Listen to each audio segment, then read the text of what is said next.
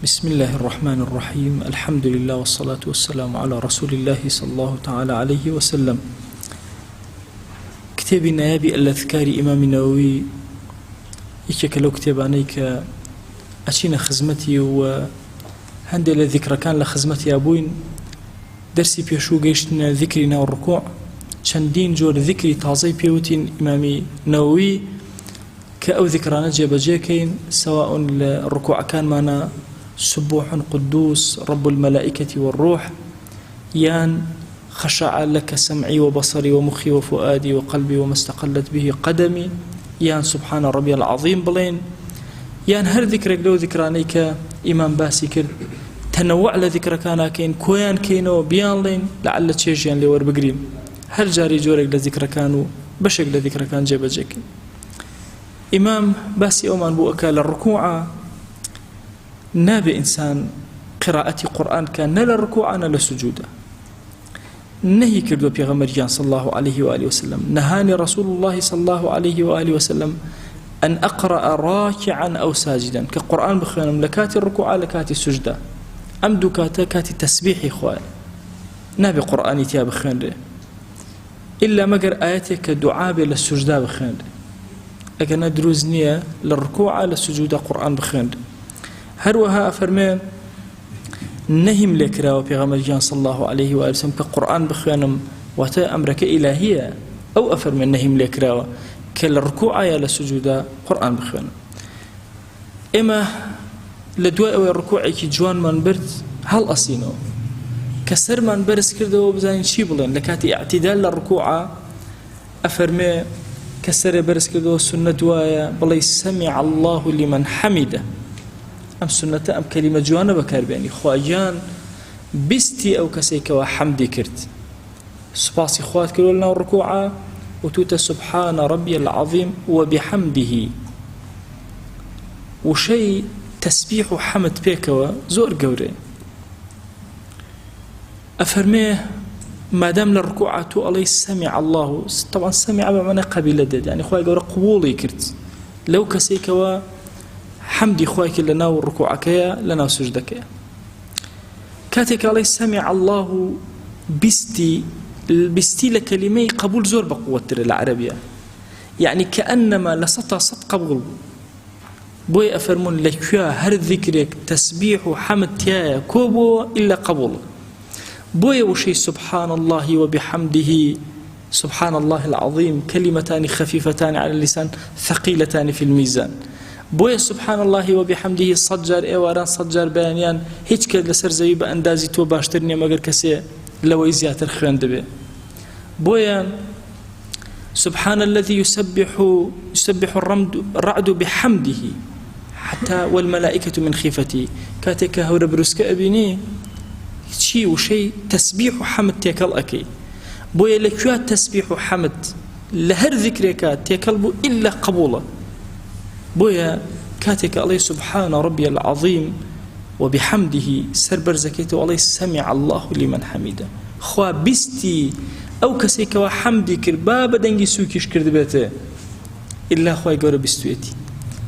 طبعا إمام أجر دقة دابة لكاتي الركوع بدنجي سوق الله سبحانه ربي العظيم وبحمده بلام كسر برزكات الله بدنجي برز الله سمع الله لمن حمده بابا نهيني كردبته ضلنيا بأشكر رب العالمين قبولي كردو لي ورقرتوي أفرمي أجر كسيوتي من حمد الله سمع الله له أجر أم كلمة بكار بينا لبري أوي بالله سمع الله لمن حمده هر دروسته إمام الشافعي لأمة وايفرموه أما كاتك ودس بيئك عليه سامع الله لمن حمده كبشت الرقب يا علي ربنا ولك الحمد يا ربنا لك الحمد هدو روايتك هاتوا سندوا هاي بالله حمدا كثيرا طيبا مباركا في حمدك زور وباق به مبارك به بربركت بزيادك ملء السماوات وملء الأرض بري أسمان كان بري زوي حمد بوخوا وملء ما شئت من شيء بعد خوايا نكهر أسمان كانوا الزوي هرشتي ترخد ما بس تبا أندازي بري أو حمد بوتو يا إلهي حمدك زوري باكي بربركات أهل الثناء والمجد خوايا تو أهل ثناء تو أهل مجد وقوري أحق ما قال العبد وكلنا لك عبد. باشترين كلمة كإنسان بيلا عبد بيلا أو يبلا هرهم من ما عبدي خوين لا مانع لما أعطيت بخواتو هرشي وبخشي بهيش وازي كزنات وأنا رجلي لبكاتو نداتي بخشن ديها لا يتويا ولا معطي لما منعت هرشيد منعك إلا إنسان همك ونكوبته نات وأنا بي بخشي ولا ينفع ذا الجد منك الجد أو كسيكوا صاحبي الدولة من ديو هبوية لبردمتو يا هبوية كي هيج غنايا نادابو هيج برزيكي ناداتي هموي بدسيتو يا إلهي أمان الله سننا إمامنا يكوي كلوتو هموي هاتو إساش فرماشتكاني إيهني أفرمي أوتالا فرماشتكا هاتو لصحيح بخاري مسلمة أبو هريرة ومن أجرته رضا ورحمة إخوة إليه بيغمريان صلى الله عليه وآله وسلم أي فرمو سمع الله لمن حمده كالركب وبشتي حين يرفع صلبه من الركوع ثم يقول وهو قائم بشتي الركع كردوا أي ربنا لك الحمد للرواية ترى هاتو ربنا ولك الحمد ويكبوها تو إمام النووي أفرمي وكلاهما حسن هردو كان باش لفرمايش ترى أفرمي أي فرمو سمع الله لمن حمده ربنا لك الحمد ملء السماوات وملء الأرض وملء ما شئت من شيء بعد خواجان سباس بوتو لك الحمد لك طبعا خبر بيشكوتو يعني كل حمد بوتو حمدك بري أسمان كان والزوي هرشتك خد ميل الليبة يا إلهي ربنا لك الحمد ملء السماوات والأرض وملء ما شئت من شيء بعد أهل الثناء والمجد أحق ما قال العبد وكلنا لك عبد اللهم لا مانع لما أعطيت ولا معطي لما منعت ولا ينفع ذا الجد منك الجد لصحيح مسلم شاء وارد لأبي سعيد خدري لصحيح مسلم هم هاتوا كبل ربنا لك الحمد ملء السماوات وملء الأرض وما بينهما وملء ما شئت من شيء بعد هم الروايات لصحيح بخاري للرفاعي كر الرافعي زرخية وهات ورزا ورحمة خوالي بك أفرمي نجمانك إلا بشت بيغمر جانا وصلى الله عليه وآله وسلم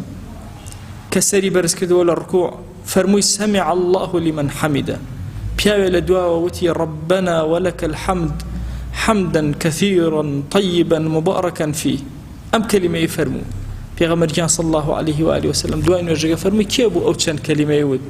وتي ربنا ولك الحمد حمدا كثيرا طيبا مباركا فيه بيوتي منهم أي بيغمر إخوة صلى الله عليه وآله وسلم فرموي رأيت 37 ملكا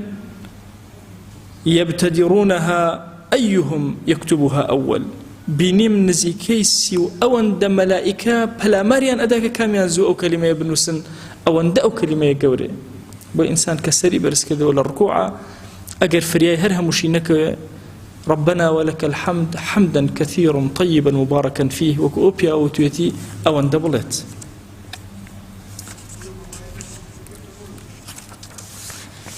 إن جاء إمام أفرمي أم ذكرانا أجر همويا بخياني بيك وزور باش سنة وهاي همويا كوكيتو تشل الركوع تشل السجودة أجر هندك لما نتخيان حتى نهاوت سمع الله لمن حمد ربنا لك الحمد ملء السماوات وملء الأرض وما بينهما وملء ما شئت من شيء بعد هر أو نبلي أجر هر ويستقل تريكيتو وبلا سمع الله لمن حمد ربنا لك الحمد فلا أقل من ذلك لو كم ترنلي تنهان الله سمع الله لمن حمده ربنا لك الحمد شي لقلا بالله واعلم أن هذه الأذكار كلها مستحبة للإمام والمأموم والمنفرد خذ بتنهان يرجكي مأمومي إمامي أمان السنة إلا أو نبي إمام نابي هرهميان بليت شكو خلق ما نو أبي إلا مقر هرهميان حزيان بوبي نرجك دريج بيو بيلا إن جاء كاتبوي دروسته أجنا بوي دروسني دي بزانا أم ذكر السنة واجب نية أجر إنسان تركي كرد كراهتي كرد وكراهتي تنزيه ورام سجدي سوي بو نابري وكراهتي لكاتي اعتدالي شان نابي قرآن بخيني شون للركوع قرآن ناخيني كبشتي شركلة قرآن نابي لو كاتب بخيني أو ذكران أخيني كباس من كرد مسألة تنوع لذكر كان زور قولي إنسان هر جاري شكلمان اللهم لا مانع لما أعطيت ولا معطي لما منعت ولا ينفع ذا الجد منك الجد أحق ما قال العبد وكلنا لك عبد هر كلمة لم كلمات أنا كتو زياد أكيد قل ذكرك ببير الرواية كان هم أجرد سكة وتشيجي كي زيادة الورق للنجاك شو لو أشي زورد وتبع سمع الله لمن حمد ربنا لك الحمد زورد وتبع ويلي هاتبه كما أم كلمة تشيجي لي ورنقري بيقورا بكلمة يشتر بوشي كتير هر جاري كي الرواية كان بكار بين تشيج ورقرة همو يان بيكو بكار بين الطواوي تشيج ورقرة خواهي جان داوال لي أكين بقوري خوت لفر وبركتي أم كتاب خواهي ببشمان مكا دريا كاني خير بسرمنا والاك يا أكرم الأكرمين عفو ورحمة ومهرباني خوت بسرمنا داو بارنا أم كلمات أنا كوت ملمان قبولك خواهي جان داوال لي أكين أم كلمات أم فرماشتانا بكر النوري جيان مان بكر النوري ناو قورمان بكر النور ساحي محشر مان بكر السبب الشفاعة من للرجي قيامة يا رب العالمين آمين آمين والحمد لله رب العالمين.